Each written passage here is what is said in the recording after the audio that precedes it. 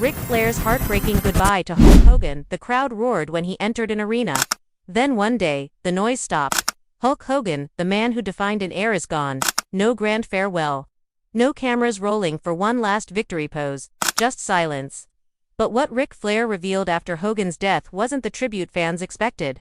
It was raw, unfiltered, and it painted a picture of the Hulkster's final days that most of the world never saw.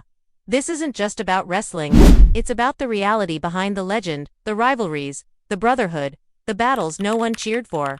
And once you hear Flair's truth, you might never look at Hulk Hogan the same way again. The death that shook wrestling. Some legends feel too big to ever fade away. In wrestling, Hulk Hogan was that kind of legend.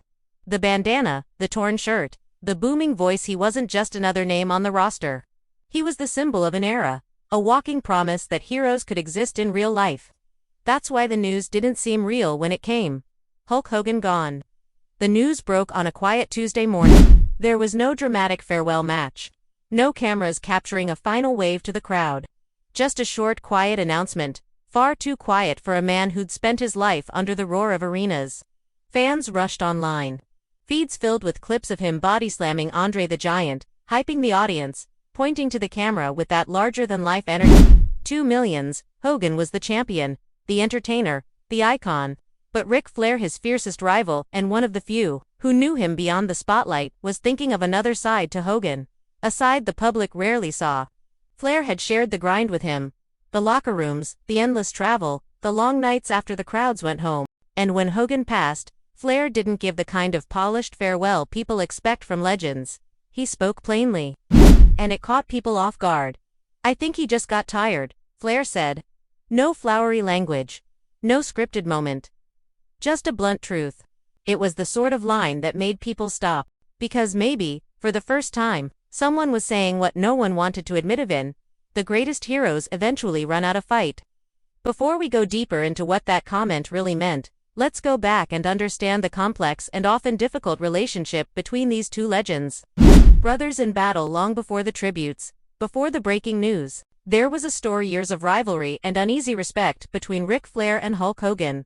If you only knew them from the ring, you might think they hated each other. Sometimes, they did. Hogan was the all-American superhero, bold colors, unmatched charisma, the smile that sold out arenas. Flair was the nature boy, tailored suits, championship gold, and the swagger of someone who could talk you into loving or hating him in seconds. Total opposites. And that's exactly why the fans couldn't get enough. In the late 1980s, Hogan was leading WWF into mainstream fame. He was the face of sports entertainment, a hero to a generation of kids. At the same time, thousands of miles away, Flair was dominating NWA, delivering masterclass promos and stealing the spotlight with his in-ring skill. They were kings in different kingdoms, but the collision was inevitable.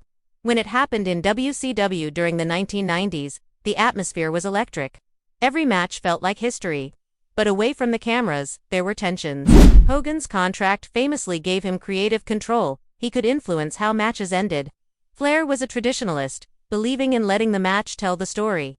Those differences led to more than a few standoffs backstage. And Flair publicly expressed his frustrations about creative differences.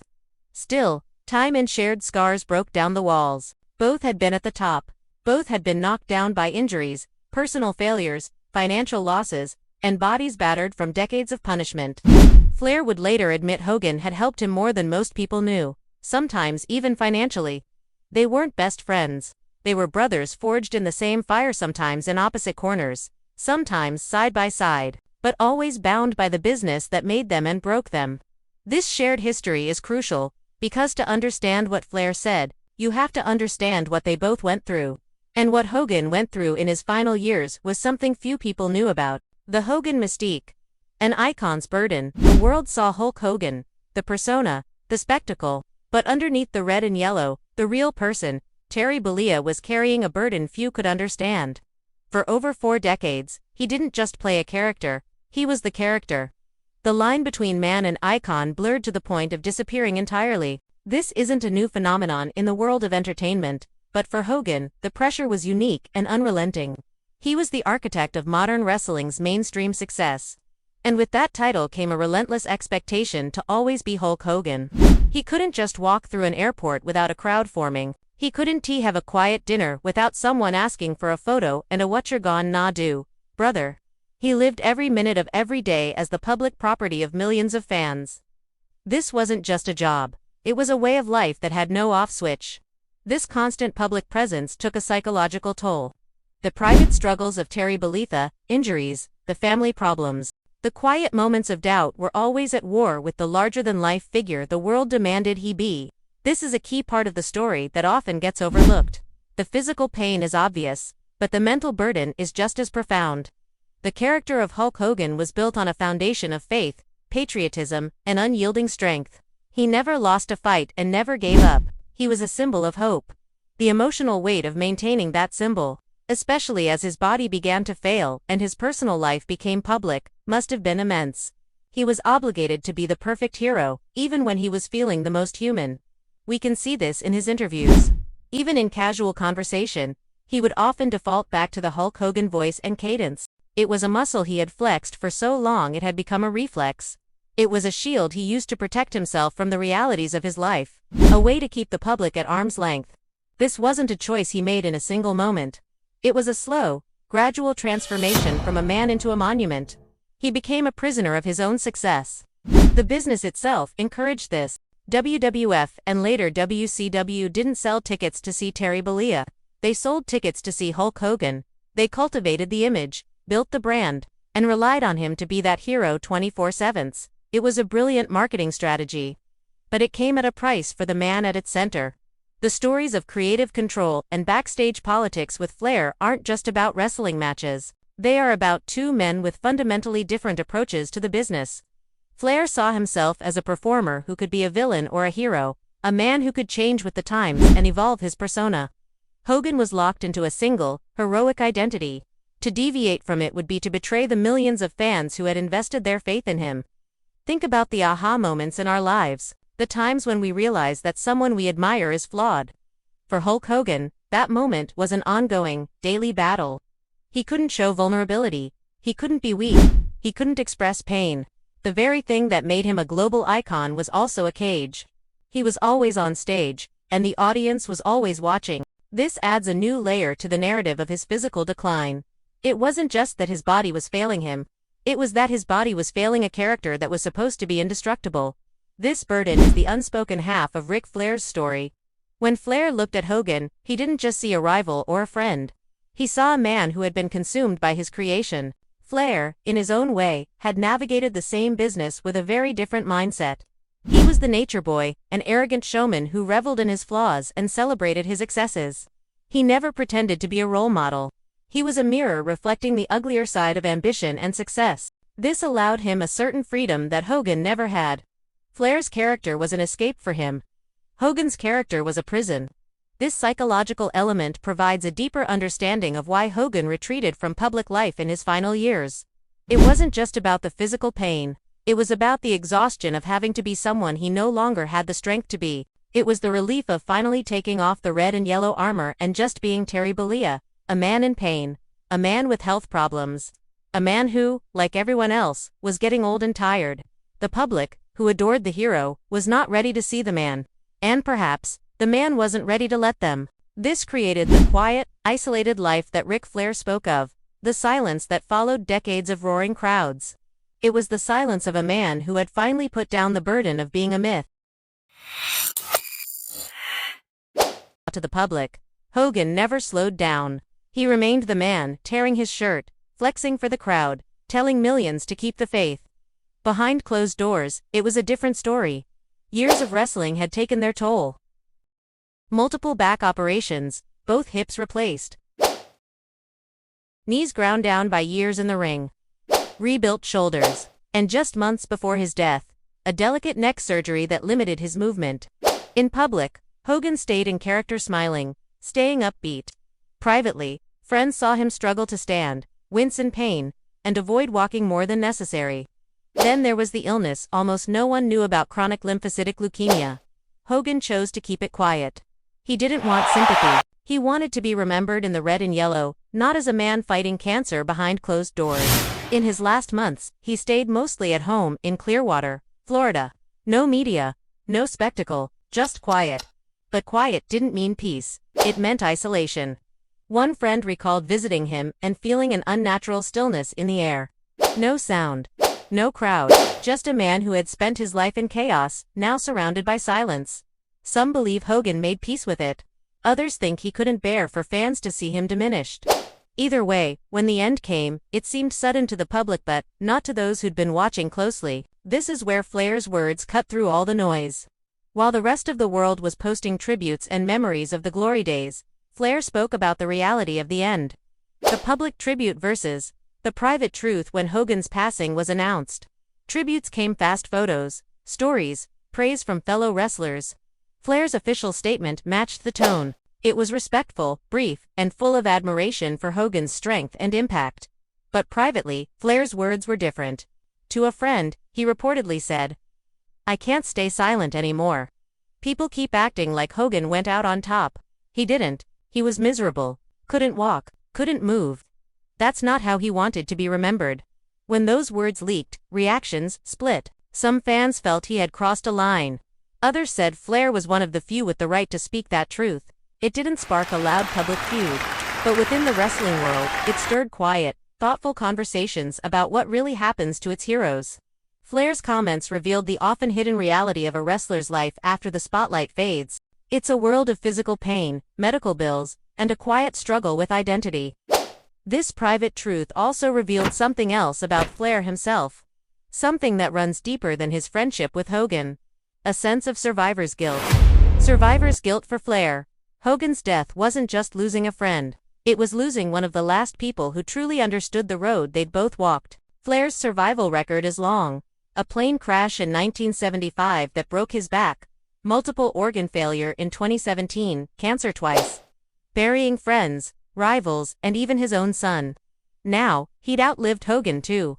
Those close to him say it wasn't loud grief, but the kind that lingers in silence, long pauses. Random talks about legacy. Asking, "Why am I still here?" Hogan had spent his final years in pain, away from the crowd.